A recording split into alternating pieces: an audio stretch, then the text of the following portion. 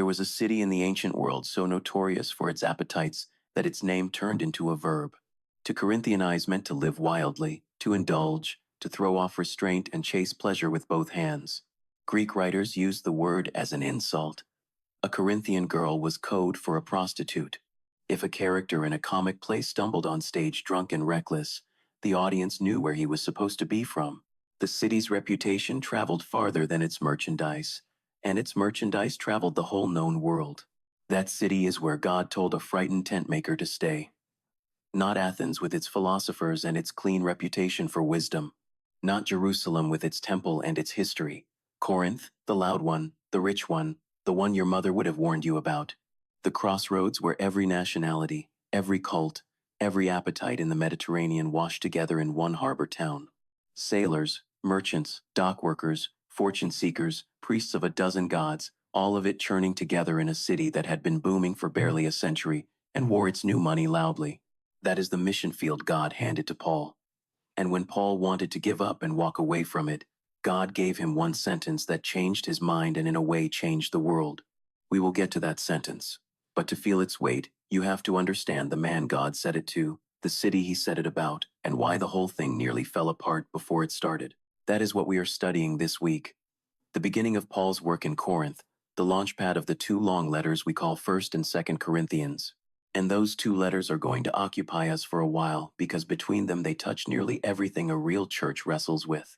Division and unity, sex and marriage, money and generosity, leadership and conflict, spiritual gifts, the resurrection. The most famous chapter on love ever written sits inside one of them. If you have ever wondered whether the Bible speaks to the actual mess of being human in community, these letters are the answer. And it all starts here, with how the church in Corinth was born. And underneath the history, this opening study is really about two questions that sound simple until you sit with them. Who are you when the place you are standing feels too far gone for God? And what keeps you there when everything in you wants to leave? Those questions run straight through Paul's life. They run straight through ours. We live in our own version of Corinth, surrounded by a culture that often feels indifferent or hostile to everything we believe. And the temptation to give up, to go quiet, to decide the ground is too hard, is just as real for us as it was for him. So, the way God met Paul in that city is not ancient trivia. It is a map for anyone trying to hold on to faith in a place that is not friendly to it. So, let us walk into Corinth the way Paul did, one day at a time. Sunday opens with the question of identity, and it starts with the way Paul introduces himself. Pick up almost any letter Paul wrote, and you will notice he begins the same way. He tells you who he is before he tells you anything else. Paul, called to be an apostle of Christ Jesus by the will of God. He does it in the letter to Rome. He does it writing to the Corinthians. With only a few exceptions, this is how he opens his mail. Before the teaching, before the correction, before the love and the arguments, there is a name and a title planted like a flag. Now, that word, apostle, is one we have heard so often it has gone smooth, like a coin handled too many times.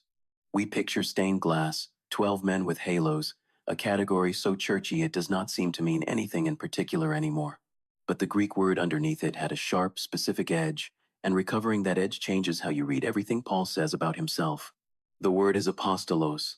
It comes from a verb, apostello, which simply means to send off, to dispatch, to send someone out with a purpose. So, an apostolos at its root is a sent one, someone dispatched. But here is where it gets interesting, because there was already a perfectly good Greek word for a messenger. That word was angelos, the root of our word angel. And angelos carried a message, a note, a verbal report, news from the front. If all Paul meant was, I am a courier for Jesus, angelos would have done the job. He did not use angelos. He used apostolos. And the difference matters. An apostolos was not just carrying words. An apostolos carried authority. In the wider Greek world, on the rare occasions the word showed up at all, it could mean an envoy, an ambassador, an official representative dispatched to act on behalf of the one who sent him. A fleet sent out on a mission, an admiral. The point of an apostolos was that when he spoke, the sender was speaking. When he acted, the sender was acting. He came carrying someone else's authority, and to receive him was to receive the one who sent him. And here is the detail that makes this land. That noun, apostolos, was strangely rare in ordinary Greek. Outside the New Testament, you can hunt through stacks of Greek literature and barely find it. Then the early church picked up this obscure, dusty word and made it a cornerstone. The New Testament uses it around 80 times, more than all the surrounding Greek literature of that era combined. They took a word almost nobody used and made it carry the weight of the entire mission. Why grab a rare word? Possibly for that exact reason. They needed a term that was not worn out, one they could fill with new meaning. A sent one, bearing the authority of the sender, commissioned for a task bigger than himself. There is an older idea sitting behind this too. In the Jewish world Paul came from, there was a legal concept of an agent, a person authorized to act fully on someone else's behalf. The rabbis had a saying that captured it. A man's agent is like the man himself. If you sent your representative to negotiate a marriage or close a deal, his word was your word, his handshake your handshake. He carried you with him. Paul takes that whole idea, the authorized representative who carries the sender's own authority, and he applies it to himself in relation to Jesus. When Paul speaks for Christ, it is meant to land the way the sender himself would land. Not because Paul is special in himself, but because of the one who stands behind him. So, when Paul calls himself an apostle, he is not bragging about rank. He is telling you where his authority comes from, not from himself. He is a man under orders, carrying a commission that started somewhere else. And that is the heart of Sunday's teaching. Paul's identity was not built on the things you would expect. By every measure his world respected, he had a stacked resume. Elite education at the feet of a famous teacher, the equivalent of studying under the most respected scholar of his generation, membership in the strictest, most disciplined religious sect of his day, bloodline, training, zeal, the whole package. He could have introduced himself a dozen impressive ways, and in a status-obsessed world, those credentials would have opened doors. Instead, he reached past all of it and grabbed onto one thing. I was sent. I belong to someone. My life is not my own project. And notice where that identity was actually forged. It was not earned in a classroom. It was given on a road. Paul had been traveling to Damascus to arrest Christians when the risen Jesus stopped him cold, blinded him, and turned his entire life inside out in a single afternoon. Everything Paul had built, all the credentials, all the zeal, suddenly counted for nothing next to the one he met on that road. From that day on, his identity had a new center. He no longer led with, I am a Pharisee of Pharisees. He led with something humbler and far stronger. I was apprehended by Jesus Christ, and now I am his, and he has sent me. Stop and feel how freeing that actually is. If your identity is built on your accomplishments, then every accomplishment has to keep performing, or the whole thing wobbles. Lose the job, lose the title, lose the applause, and you lose yourself. But if your identity is built on being sent, on belonging to the one who called you, then it holds even when you fail, even when you are afraid, even when the work is not going well. Paul's sense of self did not rest on results. It rested on a commission. And that is exactly the foundation he was going to need, because the next stop on the road nearly broke him. And before we move on, there is a question hiding in all this worth pressing on. Paul was called to be an apostle. That was his specific assignment. But the deeper principle, the belonging, the being sent, is not reserved for apostles. Every follower of Jesus is, in some real sense, a sent one. You may never plant a church or write a letter that outlives you by 20 centuries. But you have been placed somewhere on purpose by a God who does not deal in accidents. The family you were born into, the job you hold, the street you live on, the people who happen to cross your path, none of it is random. You have been sent there, which raises the question worth sitting with before the city even comes into view. What is your calling? Where have you been sent? Most of us assume calling is some dramatic, audible thing reserved for missionaries and pastors. And so we wait for a voice that never comes and conclude we do not have one. But Paul's life suggests calling is less about a lightning bolt and more about waking up to where you already are. The single mother is sent to her children. The student is sent to the classroom. The nurse is sent to the ward. The welder to the shop. The retiree to the neighbor across the fence. If you have never thought of your ordinary life as a commission, that may be the first thing worth taking from all of this. You are not just occupying space. You have been placed. You have been sent. By Monday, the scene shifts, and we meet a Paul most people do not picture. The day traces his road from Athens to Corinth, and it is a journey from one kind of difficulty into another. Before Corinth, Paul had been in Athens. He had stood in the middle of the Areopagus, the great rock where the philosophers gathered, and he had reasoned with them on their own terms, quoting their own poets, building a careful bridge from their altar to an unknown God toward the God who made everything. It was brilliant. He had noticed an altar inscribed to an unknown God, and he had used it as a doorway, telling them that the God they worshipped in ignorance was the one he had come to proclaim. It was a master class in meeting people where they were. It was also by the numbers, not much of a harvest. A few believed. Most sneered, especially when he got to the resurrection, the one claim that emptied the room. The idea of a dead body coming back struck the Greek mind as unlikely and worse, undesirable. The goal of their philosophy was to escape the body, not to get it back. And then he left.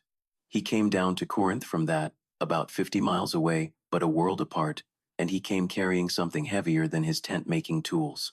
Listen to how he describes his own state of mind when he arrived. Writing to the Corinthians later, he says he was with them in weakness and in fear and in much trembling. Sit with those words. This is the great apostle, the man whose letters would shape 2,000 years of Christian thought. And he shows up in Corinth weak, afraid, and shaking. That is not the Paul of the paintings, but it is the real one, and it is the reason the rest of the story matters. We tend to imagine the heroes of the Bible as people without fear, striding from victory to victory. The text refuses to let us. It hands us a Paul, who arrives discouraged from Athens, wrung out, bracing for the next rejection. The encouragement that is coming means nothing unless we first admit how badly he needed it. When he got to the city, he did what he always did. He found work, and he found the synagogue. The work came through two people who were easy to skip past, but worth knowing. A married couple, Aquila and Priscilla. They were Jewish, they were tent makers like Paul, and they were in Corinth because of a political earthquake hundreds of miles away. Here is the piece most people have never heard. A few years earlier, the Roman Emperor Claudius had expelled all the Jews from the city of Rome. The Roman historian Suetonius records it, and he adds a fascinating little detail. He says the Jews were expelled because they were constantly making disturbances at the instigation of Chrestus. Most historians read that as a garbled outsider's reference to Christ. In other words, the riots that got the Jewish community thrown out of Rome may well have been arguments breaking out in the synagogues over whether Jesus was the Messiah. A Roman bureaucrat, not understanding the fight, wrote down a misspelled name and signed a decree. And that decree is why Aquila and Priscilla were in Corinth at all. They had been forced out of Rome, resettled hundreds of miles away, set up their trade in a new city, and were there, ready, exactly when a lonely, frightened, traveling preacher needed a workbench, a roof, and friends who understood his faith. A political disaster in one city became a divine appointment in another. That is how God tends to work in the background of history, stitching together a friendship out of an emperor's bad temper. The same couple, by the way, would go on to become some of Paul's most trusted partners, hosting churches in their home in city after city, risking their own necks for him. A friendship born out of exile turned into one of the great partnerships of the early church. And notice the rhythm of Paul's life here.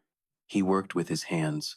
His trade was leather work, the cutting and stitching of tents and goods from hides and tough goat hair cloth, a portable skill he could carry anywhere and set up in any market. It mattered more than it looks. By earning his own living, Paul stayed free. And in Corinth, that freedom was a deliberate strategy, not just a necessity. Here is why it mattered so much in that particular city. Corinth ran on a system of patronage. A wealthy patron would support a teacher or a speaker financially, and in return that teacher became, in effect, the patron's man. He owed loyalty. He praised his benefactor. His message bent, consciously or not, toward whoever was paying. Everyone understood the arrangement. So, when a traveling speaker showed up, the first question on everyone's mind was, whose man is he? Who funds him? What does he owe? Paul refused to play. He paid his own way, precisely so that no patron could own him and no one could ever say he preached for money. He wanted his message to be obviously free, obligated to no one but Christ. The hands that stitched leather all week were the same hands he lifted to teach on the Sabbath, and the calluses were the proof of his independence. As the old saying about another missionary went, he cobbled shoes to pay his expenses, but his real business was winning people to Christ. Paul's tent making was his real business turned inside out. The trade paid the bills, but the bills were just the cost of staying free to do the work that actually mattered. That was the man. Now, look at the city. Tuesday pulls the camera back to show us Corinth itself, and this is where a little geography turns the whole story three-dimensional. First, a word about why this was a brand new old city, because it explains a lot about its character. There had been a Corinth for centuries, a famous Greek city, but in the year 146 before Christ, Rome crushed it, leveled it, and left it largely in ruins as a brutal lesson to anyone who resisted Roman power. For about 100 years, it sat mostly empty. Then Julius Caesar refounded it as a Roman colony in 44 before Christ, repopulating it with freed slaves, veterans, and settlers from all over. So, the Corinth Paul walked into was less than a century old. It had no ancient aristocracy, no deep web of old families and old traditions holding everyone in place. It was a young, raw, self-made city full of self-made people, many of them descended from former slaves who had clawed their way up. That is a city where money talks and status is up for grabs, where everyone is scrambling to climb and prove themselves. Keep that in mind because it shaped everything about the church that grew there. Now, the geography. Look at a map of Greece, and you will see the southern part, the Peloponnese, hangs off the mainland like a leaf, connected by the thinnest possible stem. That stem is the Isthmus of Corinth, a neck of land only about 4 miles wide at its narrowest. And the city of Corinth sat right on it, with its hand on the throat of all the traffic that passed through. Here is what that meant. A ship sailing from Italy and the west toward Asia and the east had two options. It could go the long way, all the way around the bottom of the Peloponnese, around capes so notorious for sudden deadly storms that sailors had a grim proverb. When you round that cape, they said, write your will first. Or it could come to Corinth, because Corinth had a harbor on each side of that narrow neck, Cenchreae on the east, opening toward the Aegean and Asia, Lycaeum on the west, opening toward the Adriatic and Italy. And between those two harbors, across the 4-mile neck, the Corinthians had built something remarkable. It was a paved stone trackway called the Diolkos, and the word means, roughly, the haul across. Crews would take a ship, sometimes a fully loaded vessel, drag it out of the water on one side, set it onto a wheeled cradle, and physically haul it overland across the isthmus on that stone road to the harbor on the other side, where it slid back into the sea and sailed on. Picture it. Entire ships moving across dry land, inch by groaning inch, hauled by ropes and muscle and oxen along a grooved stone track. It was so much a part of the local character that a Greek playwright coined a phrase, as fast as a Corinthian, because of how quickly that crossing could move you. Centuries later, a Roman emperor would try to dig an actual canal through the neck and give up. The shortcut by land was Corinth's golden goose for hundreds of years. Now, connect the dots. Every ship that took the shortcut, every cargo that crossed the neck, every traveler who wanted to avoid the deadly capes, passed through Corinth. The city sat on the cash register of the ancient world and taxed the trade going both directions. Money poured in, and with the money came people. Every nationality, every language, every religion, all of it flowing through this one churning, prosperous, transient boom town. People came to Corinth to get rich, and many did. It was the kind of place where a person with nothing could arrive, hustle, and remake himself. Opportunity and ambition were in the air you breathed. That prosperity had a shadow side. Corinth was crowded with temples and shrines to Apollo, to Athena, to Aphrodite, even to imported Egyptian gods like Serapis and Isis. A whole marketplace of religions, with the worshipper free to shop, to mix and match, to add another god to the shelf whenever it suited. Towering over the city was a high rock called the Acrocorinth, and on top of it stood a temple to Aphrodite, the goddess of love and desire, presiding over the whole valley below. The city's old reputation for sexual excess, the reputation that turned its name into a verb, hung over everything, fair or not. Idolatry and immorality were not shocking exceptions in Corinth. They were the ordinary weather. They were simply the water everyone swam in, the assumed background of normal life. So, here is the question worth holding. Why would God send Paul there? Why drop his ambassador into the loudest, richest, most morally chaotic city around when there were quieter, more respectable places to plant a church? Look again at the map, and the answer almost glows. Corinth was the crossroads, the one place where the whole world passed through. A church planted in Athens might influence Athens. A church planted in Corinth could ride the ships out to everywhere. The gospel dropped into that harbor town would travel wherever the cargo traveled, east and west, to every port the Corinthian trade touched.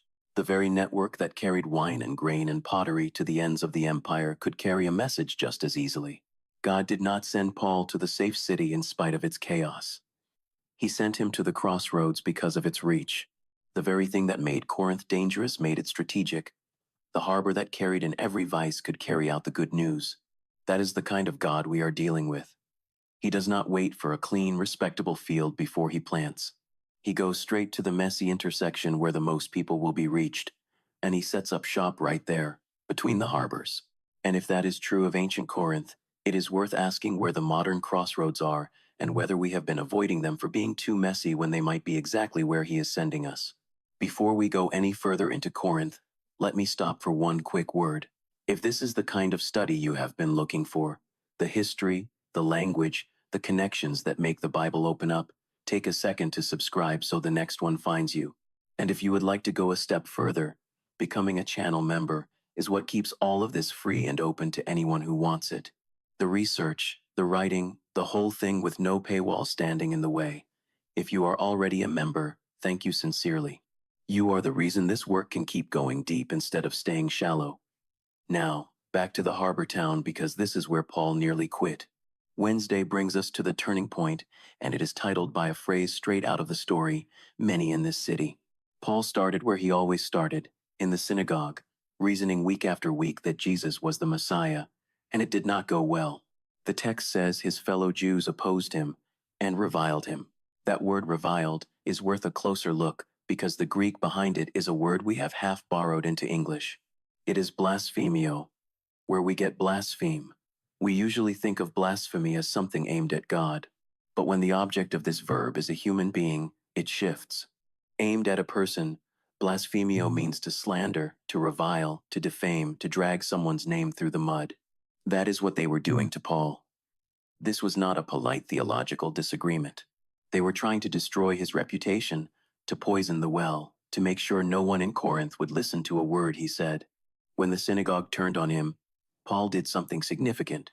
He shook out his clothes, declared that their blood was on their own heads, and moved next door, literally next door, to the house of a man named Titius Justus. And here is a piece of background that makes sense of the whole move. Titius Justus is described as a worshiper of God, which was almost a technical term. He belonged to a group the New Testament calls the God-fearers. The God-fearers are worth knowing because they are all over the book of Acts, and most readers walk right past them.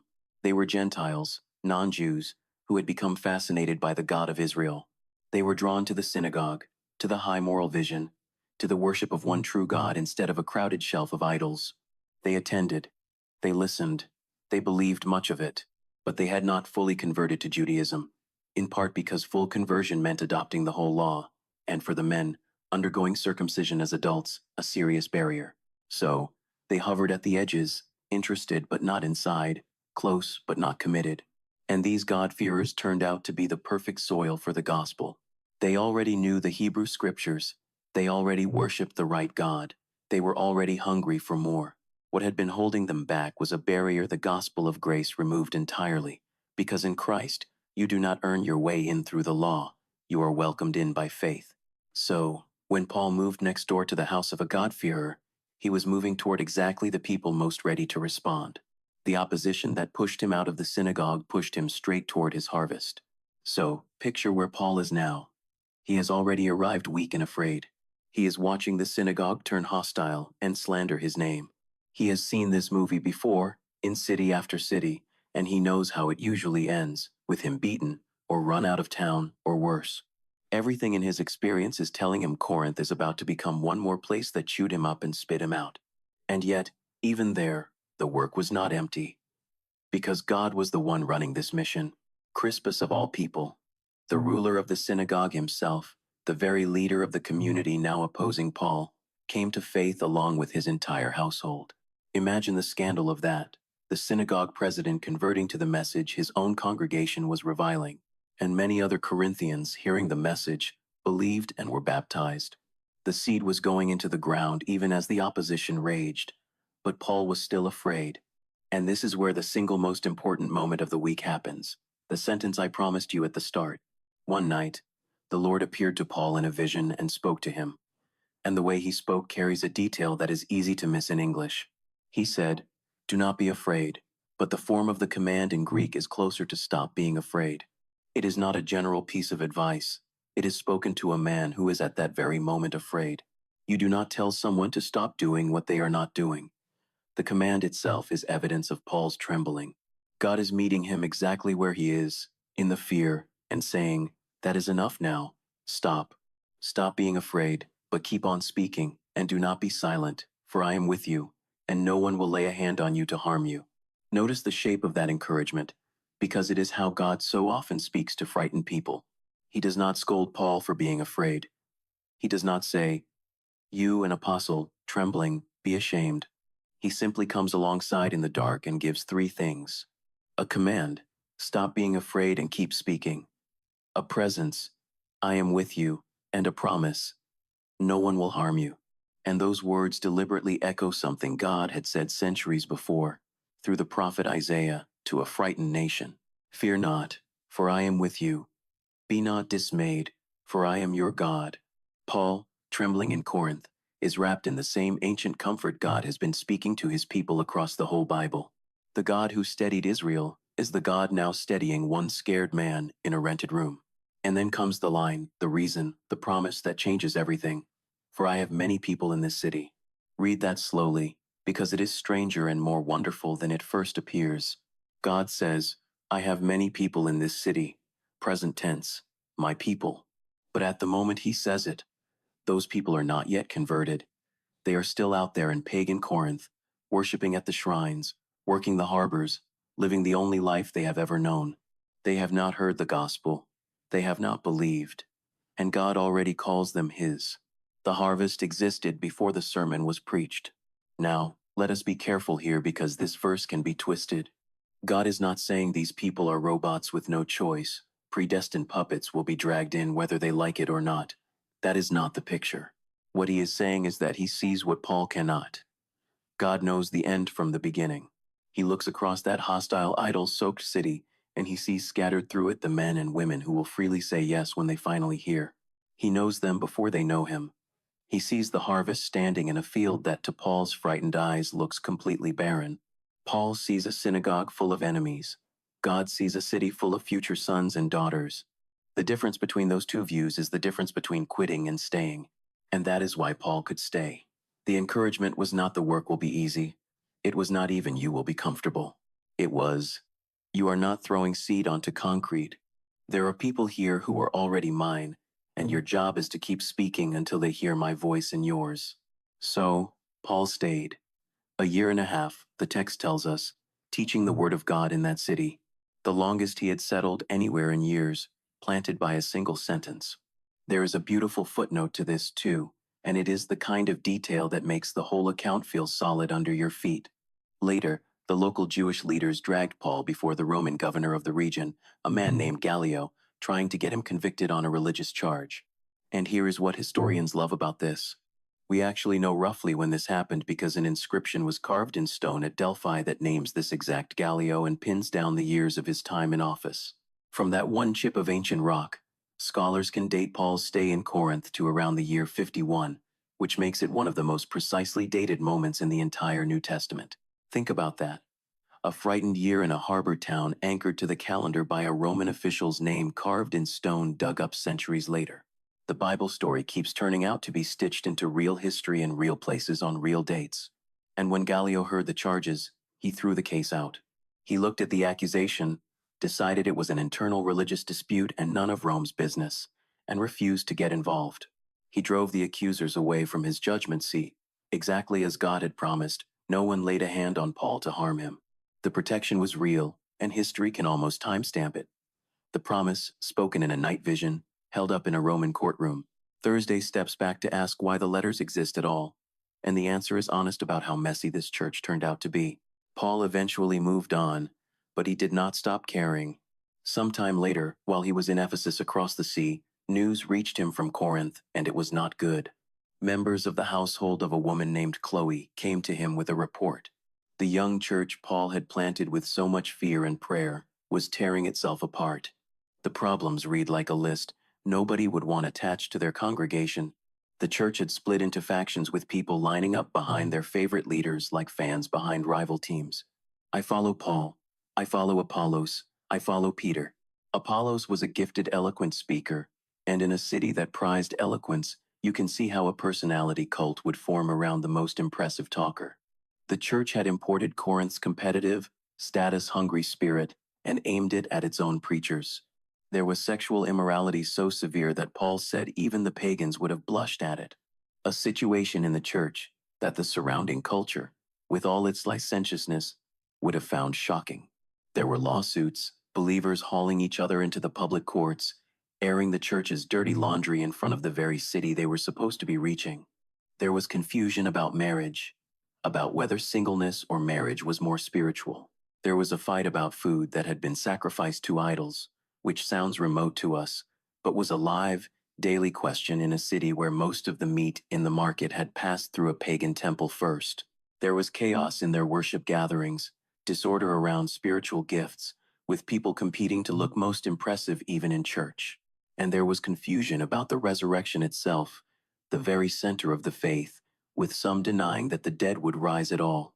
On top of the report from Chloe's people, a letter arrived from the church with a list of their own questions.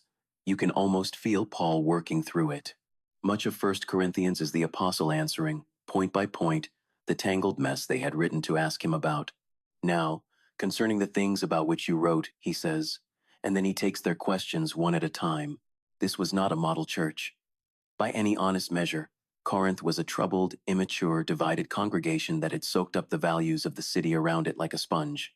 They prized exactly what Corinth prized: competition, status, eloquence, power, wealth, personal freedom, pushed to the point of selfishness. The culture had not stayed outside the church doors. It had walked right in, pulled up a chair, and made itself comfortable in the pews. If you have ever been discouraged by the problems in your own church, here's a strange comfort. The church at Corinth was almost certainly worse, and it still received one of the most beautiful letters ever written. And here is a small human detail that tells you something about the situation. Paul probably wrote more letters to Corinth than the two we have. He mentions an earlier letter written before 1 Corinthians that we simply do not possess. And somewhere between the two letters we do have, he refers to what scholars call a severe letter, a painful, sorrowful one that also seems to be lost. There is no mystery or conspiracy in that, and it does not shake anything about the Bible. Paul was a working pastor writing real mail to real people, and not every piece of correspondence was preserved by the churches that received it. What we have is what God saw fit to keep and pass down, but it tells you how much back and forth there was, how many rounds of writing and waiting and worrying, how much of Paul's heart and time this one difficult church consumed. Why did he bother? Why not write Corinth off as a failed plant and move on to friendlier soil, the way most of us would be tempted to? The answer is in one line Paul wrote them later, and it is almost startling in its tenderness. He told them he had written out of much affliction and anguish of heart, and with many tears. Many tears. The tough, brilliant, fearless on paper apostle wept over this exasperating church. He did not write to them in cold correction. He wrote soaked in tears. He loved them, not because they were lovable, but because they were his, the way God had said the city was his before they ever believed. The love came first, and the love is why he kept writing even when they kept failing. And underneath all his correcting, Paul was trying to do one thing. He was trying to build a different kind of culture. Corinth told these believers to compete, to climb, to chase status and applause, to look out for themselves and demand their rights. Paul kept pointing them somewhere else entirely, to a way of seeing the whole world through the lens of the gospel. He wanted a Christ-shaped community planted right in the middle of a self-shaped city, a colony of a different kingdom running on humility where Corinth ran on pride, running on love where Corinth ran on competition. And that tells us something we badly need because the pull he was fighting is the same pull on us. The surrounding culture is always trying to climb into the church and sit down. It is subtle. It comes dressed in our own assumptions, our own appetites, our own sense of what we deserve. The question Paul forces is whether we see the world through the gospel or whether we have quietly started seeing the gospel through the world, bending it to fit what we already wanted. That question does not belong only to Corinth. It is sitting in every pew, including ours. Which brings us to the thread running underneath this entire week, the thing Paul himself said was the center of it all. When Paul summed up his whole approach to Corinth, he put it in one unforgettable line. He told them, "I determined to know nothing among you except Jesus Christ and Him crucified." Sit with how strange that was in that city of all cities. Corinth worshipped strength. It prized the clever speaker, the powerful patron, the winner, the self-made man with money and influence. It was a city built by people clawing their way up, and it respected nothing so much as someone who had made it. And into that arena Paul walks and stakes everything on a crucified man, not a conquering hero, not an impressive philosopher with a silver tongue, a teacher from a backwater province who was executed on a Roman cross, the most shameful, humiliating death the empire could invent. A death so degrading that Roman citizens were legally protected from it, and polite people did not say the word in good company. It was the execution reserved for slaves and rebels, designed to do more than kill. It was built to publicly shame. By every value Corinth held dear, the cross was foolishness. It was weakness. It was the exact opposite of everything the city respected. And Paul says, "That is the only thing I am going to talk about." He even names the scandal directly when he writes to them. The message of the cross, he says, is foolishness to those who are perishing, a stumbling block to some, and sheer idiocy to others. He knew exactly how it sounded. He knew that standing up in Corinth and preaching a crucified Savior was like standing up in a hall of champions and praising a man who lost. And he did it on purpose, because he understood something the whole city had missed. The cross is the answer to the very thing Corinth got wrong, and the thing we get wrong. Corinth said, "Your worth is what you achieve, what you own, who applauds you." The cross says, "Your worth is what God paid for you while you had achieved nothing, and owned nothing, and deserved nothing." Those are two completely different foundations for a human life, and they cannot both hold you up. The whole disease of Corinth was identity built on performance, the endless exhausting climb to prove you matter. And the cure was a Savior who loved them at their lowest, who was sent, the great apostolos of God, dispatched from heaven carrying the Father's full authority, and who then did the unthinkable. He laid the authority down. He let himself be stripped, mocked, and hauled outside the city like cargo to a hill, and crucified, so that the people God already called his own could finally come home. Think about that movement for a second. The ultimate sent one, carrying all the authority of heaven, used that authority not to dominate, but to descend. The God of the universe out-humbled the most ambitious city on earth. While Corinth scrambled upward, grasping for status, Christ went downward, all the way to a criminal's cross. And that descent is what saved them. The cross does not just forgive the Corinthian disease, it reverses the whole direction of the Corinthian life. That is the gospel Paul refused to dress up. In a city of self-made men, he preached a God who makes the unworthy his own. And it is the same word for anyone listening now who feels like they have nothing impressive to offer. No resume worth reading, no platform, no applause. You are never going to be loved for your resume. You are loved because of the cross, because of what was paid for you when you had nothing to bring. That is an identity nobody can take from you, because you did not earn it, and so you cannot lose it. It is the one Paul spent his life and his tears trying to give away to a city that thought it needed everything except exactly that. There is an image from Corinth that captures all of this, and it is the Diolkos, that stone trackway across the isthmus. Think about what it actually took to move a ship across that neck of land. You could not just wish it across. The vessel had to be dragged out of the water, settled onto a wooden cradle, and then hauled, foot by straining foot, along a grooved stone road, with ropes biting into shoulders and oxen leaning into the load, and the whole heavy thing creeping forward against the dead weight of gravity and friction. Men would have been shouting, timbers groaning, the cradle screeching along the stone grooves worn deeper by every ship that came before. It was slow. It was grueling. It was the opposite of a sail catching a free wind and skimming across open water. And yet crews did it over and over for centuries, because the prize on the other side was worth the labor. A ship that made that crossing skipped the deadly capes and reached the whole world. The agony of the hull bought the reach of the sea. That is what the gospel coming into Corinth looked like. Heavy, slow, hauled forward against real resistance. against fear, against slander, against opposition, against a whole culture pulling the other way. Paul was not sailing on a tailwind in Corinth. He was dragging the good news across hostile ground, inch by inch, week after week for a year and a half, with the ropes cutting into his shoulders the whole time. But he was doing it at the one crossroads from which it could reach everywhere. The hard, grinding, unglamorous work happened in exactly the place positioned to send the result out to the whole world. And here is the part that matters most for anyone in a hard place. Nobody hauling a ship across that isthmus could see the far harbor while they pulled. The neck of land rose and blocked the view. They just kept pulling, trusting the road led somewhere, trusting the sea was still there on the other side, even though they could not see it from where they strained. That is the picture of faithfulness in a hard place. You rarely get to see the harvest while you are still straining toward it. You just keep speaking, keep stitching leather all week, and lifting your hands on the Sabbath. Keep dragging the good news forward because God has told you there are people on the other side of the rise you cannot see yet. So, what does this say to you, sitting wherever you are sitting? Maybe you are living in your own Corinth, a workplace where faith feels like a foreign language, where mentioning what you believe would get you a raised eyebrow or worse, a campus where the whole intellectual current runs against everything you hold, a family where you are the only one who believes, and every holiday dinner feels like swimming upstream, a town, a friend group, a neighborhood where everything seems to run against everything you stand for. A place that feels too worldly, too hostile, too far gone for God to do anything real in it. And maybe, like Paul, you have thought about leaving. Not always literally. Sometimes leaving looks like going quiet, keeping your head down, deciding it is not worth the friction, so you stop speaking, stop hoping, stop expecting God to do anything in this particular place. You have quietly concluded that this field is just barren ground, and your effort is wasted on it.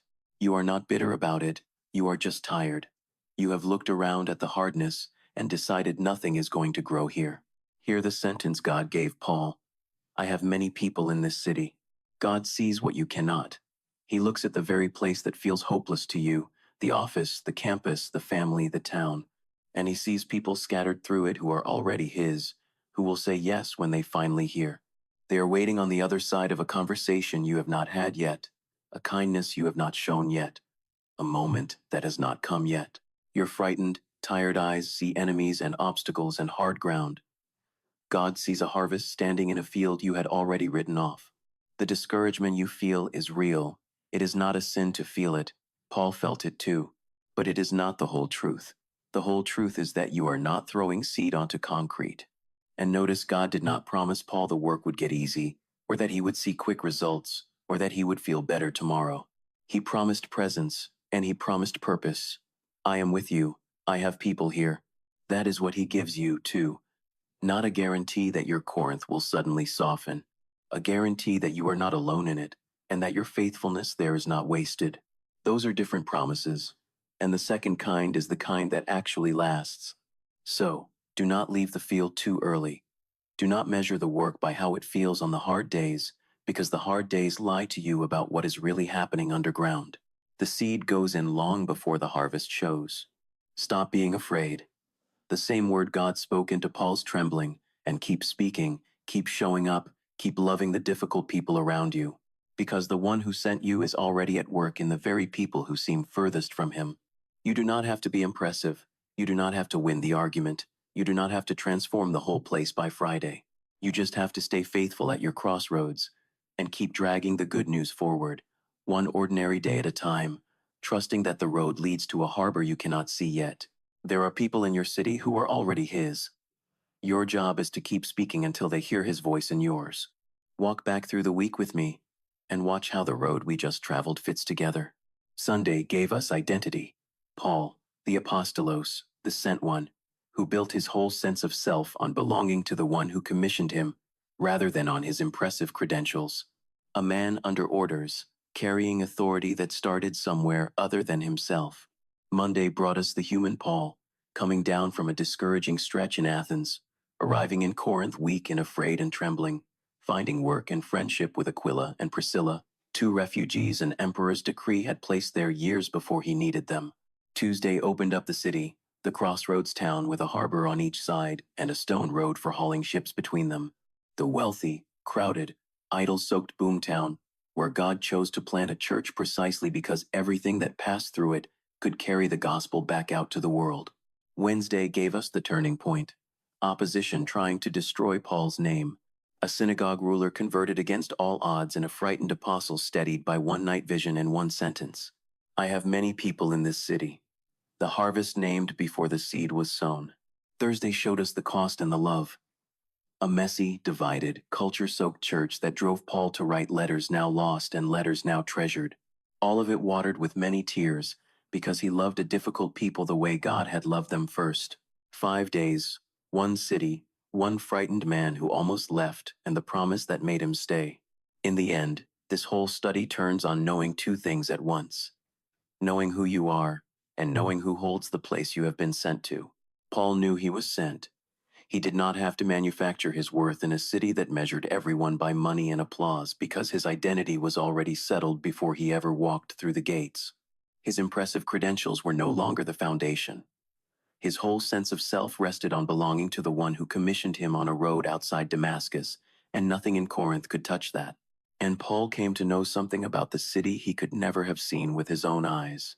That the hostile, hopeless-looking place was already full of people God called his own. Hold those two truths together, and you can stand in almost any hard place. You know whose you are, so the place cannot define you. And you know he is already there ahead of you, working in the people you cannot see yet, so the place cannot defeat you. That is the gift of this opening study, and it is the foundation for everything the Corinthian letters are about to teach us. A sent people anchored in the cross, planted on purpose at the hard crossroads of the world, refusing to grow afraid, refusing to leave too soon, because the one who sends them is already at work in the city before they ever arrive. Every hard conversation about division and immorality and worship and love that is coming in these letters grows out of this one root. A God who claims a wrecked city as his own, and a servant willing to stay and love it into something new. So, wherever your Corinth is, remember the sentence that kept Paul in his. You are not alone, and you are not wasting your time. There are many in your city who are already his. If this opens something up for you, drop a comment and tell me what landed hardest, because reading those is one of the real joys of doing this. Subscribe if you have not yet, and if you are able, becoming a channel member helps keep these studies free for everyone who needs them. Share it with someone standing in their own Corinth, wondering if they should stay. Even one word in the comments helps this channel reach people we could never reach on our own. Until the next study, may you know whose you are, and may you trust that he is already in the city ahead of you. God bless you.